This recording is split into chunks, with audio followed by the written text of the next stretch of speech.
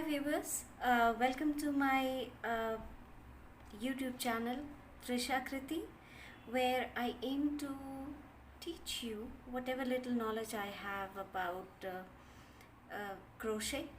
So I'm going to do a series of videos where I'm going to talk about the basics of crochet, and today's session is going to be the very first session on that series. So basically crochet, if you ever Google, you'll realize that it has certain kind of history where it probably origins from Arabia or somewhere, but I mean, there is no written document of where it originated, so we'll cut that part. The word crochet seems to have been derived from a French word which basically means a hook.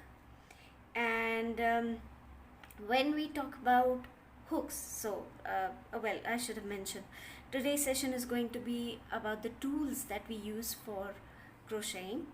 And the very first thing that crochet term is defined as in French means a hook. It's something like this. There are several versions of about which I'm going to speak in a little bit, but this is what a crochet hook essentially looks like. And the other materials and all of these patterns which you see here, they are just experiments that I had been doing at several occasions, which I've showcased here for your convenience. Now the basic, like I said, is going to be a crochet hook, and this is an absolute essential if you intend to do any kind of crochet ever. The other things that you will need if you're working on a project would be something like this, a measuring tape, or you could even use a scale instead if you don't have a measuring tape. The good part or what I recommend is you take a measuring instrument which shows you the measurement in inches as well as in centimeters. It's going to help you to identify what exactly is the measurement that you want in both these measurement units. The other essential thing is a pair of scissors or a cutter, something like this, which you can use to cut off the loose ends or the strands that are left behind. At the end, for example, if you see in one of these projects, at the end you are left with a long strand. I don't know if it's visible, probably it is. Yeah, this. So this strand is normally left out in any of the projects. You if you are joining a couple of such patterns together, you might just hide it between the two joints. But if you don't, and if you have the ends, you need sewing needle to sew in these loose ends every time. For a beginner, and even otherwise if you're doing complicated projects, I recommend having something like these, which are called markers. So these are stitch markers, and you can easily get it on any of the platforms like Amazon. All of these products that I got, you will be able to find them on Amazon. I don't essentially have a link at the moment, but if you ask me for it, I will look it up for you and share in my next video or put it up in my description section. So yeah, that's about it. The basics that we'll need. Now let me tell you how many kinds of crochet hooks could you have. So just give me a moment to clear this and get you the various kinds of hooks here. Alright, so like I was saying, there's several kinds of hooks that we can use to crochet. These are the most commonly available crochet hooks. These have an aluminium tip and they have a plastic handle. This helps you to hold the crochet hook well when you're crocheting, and it also helps your wrist not to get too burdened by doing crochet for a very longer period of time. So in any market you'll get these kind of crochet hooks, these kinds of crochet hooks. These are the aluminium ones with plastic handles. They normally come at a more affordable prices. Then we have different sizes, and they'd be mentioned on the crochet hooks. I don't know if you can probably read this. There's a size mentioned on here that says 8. I'm not sure if it is visible, but I can show it to you on another crochet hook where it's explicitly mentioned.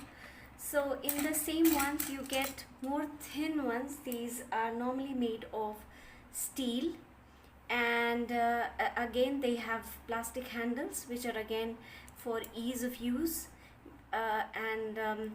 These kind of crochet hooks, which are very very thin, if you see, they will be normally used for crocheting very basic, very lacy kind of things, and they are again easily available in the market, and you can get them on Amazon easily. Nowadays they sell it as a set of crochet hooks, so it won't be very difficult for you, and you don't have to keep looking around to buying different kinds of crochet hooks. Then these are the other versions of steel hooks, and here you can see the numbers mentioned. What is the number for this hook is clearly mentioned here, and if you have to several times when you are following a pattern, they mention what number of crochet hook and what kind of thread you're going to use. So this is where you have to find out what is it that you need.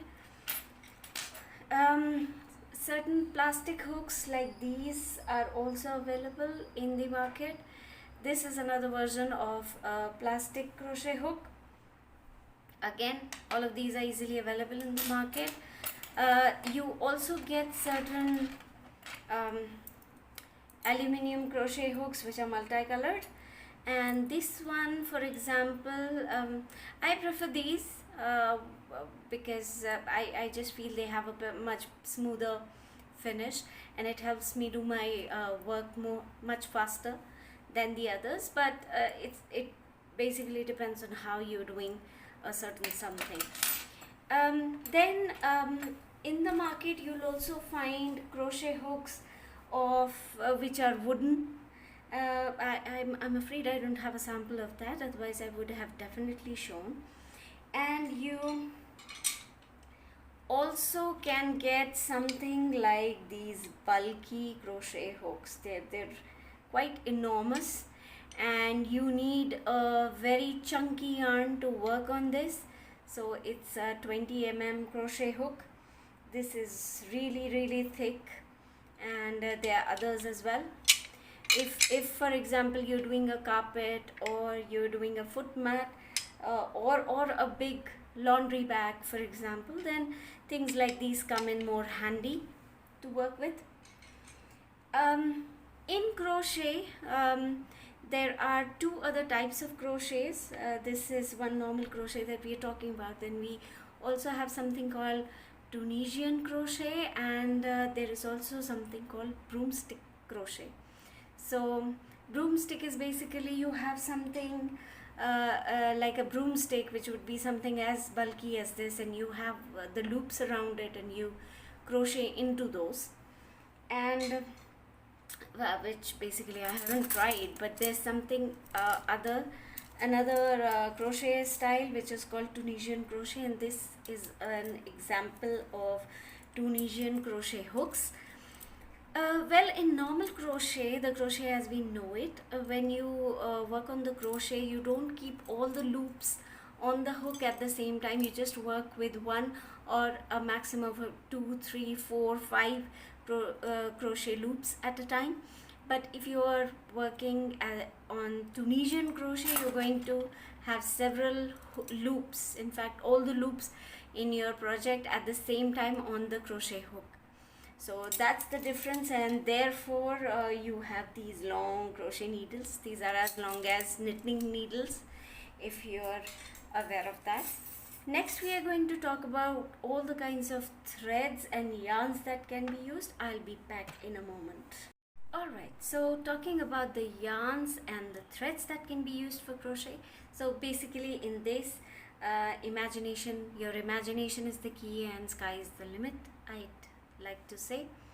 And if you see, I have got several kinds here, and we are going to talk about this. The ones on the right, they are samples of yarns here, including this one. I'm not sure if it would be a yarn or a thread, but yeah, okay, let's call it a yarn. On the left, on my left, are all the samples of threads that I have, and there's a few more that I'll show you as we speak. So this is a normal worsted weight yarn, and this one I believe is a 3-ply yarn that I've got. In the market you'll get 3-ply, 4-ply, 2-ply yarns, and you can buy them according to the project that you're working on. Then you also have chunky yarns or the thicker yarns, and they would be something like this. Now if you compare it with this yarn that we were talking, this is a much thicker yarn, and you're going to use a thicker crochet hook for this. This is also a sample of that, the orange one. Then we talk about unusual crochet threads or yarns, and this is rope, basically jute. So in jute, this is a thicker yarn that I have. Another sample that I can show to you is this jute rope. This is a much thinner jute rope as compared to this, and in the market you'll get several types and several colors in this, and you can buy any of those depending on the project that you're working on. Next we are talking about the thin threads, and which are among these. So thin and rather thick threads, these are all very thin threads, and depending on what kind of crochet project you're working on, you can use a particular size. When we talk about different crochet projects, we will also speak about what size am I using in which project. You may wish to follow the same, or you may use another type of yarn or thread, but with the right size of crochet hook you should be just fine. Now these come in several sizes, like these are the big ones, and these are the smaller thread reels. So you can buy either of these from the market, or like I've been repeating, they're easily available on Amazon. You can also get them shaded in several types, and they are good because then you don't have to mix and match different kind of colors in your project, and you can just use one of these. For some other projects, you might use a little thicker yarn, thread, which is something like this. This is a cotton thread, and it is thicker than the ones that I showed you before. Of course, there are jazzy versions of it available. You can get them in gold, you can get them in silver, you can get them in other frosted colors like this. And yeah, you can also use silk threads like this one. So this is a silk thread that I have used in several projects, and they turn out really nice. I especially use them if I'm doing any jewelry, and that looks nice. And you also get macrame threads, as there are some glittery versions of it also available in the market. These macrame threads also come in different sizes, and depending on the project that you're working on, you might want to choose the best fit for it. And then, well, like we've been talking about several types of yarns and threads, I also did a sample with the embroidery thread, and you can easily use these for whatever projects that you're working on, and these embroidery threads also make beautiful um, crochet projects. And again, these are more easily available than most others and can be easily used. For the projects, if we talk about, I've been working on quite a few. I have a page on Facebook as well as Instagram in the name of TrishaKriti. I'm going to leave a link here for that, and a link in the description section if you would like to visit. You can see a few of my projects, because I may not have all of those with me now, because I keep either selling them or giving them to people as gifts. So we can do big projects like these. This is a shawl which I've done in multicolors, and something like a bag. This is a big bag that I did. I'm unable to show you in one picture, but you'll find a picture of this in my page. So please, I recommend that you do visit my page, and my intention is that we do more sessions together. And in my next session, I'm going to speak about what are the symbols that I used for crochet, how can we read a crochet project, and we learn some basic stitches like a chain stitch and a single crochet. But before we do that, we're going to talk about the basics again.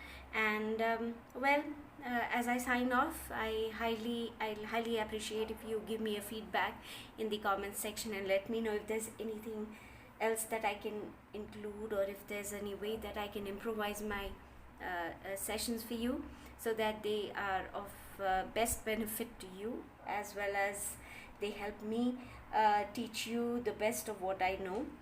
And if you would like to follow all the sessions that I'm doing, please do subscribe to my channel and hit the like button if you like my video, and please wait for the other lessons in this series that I'm going to post very soon.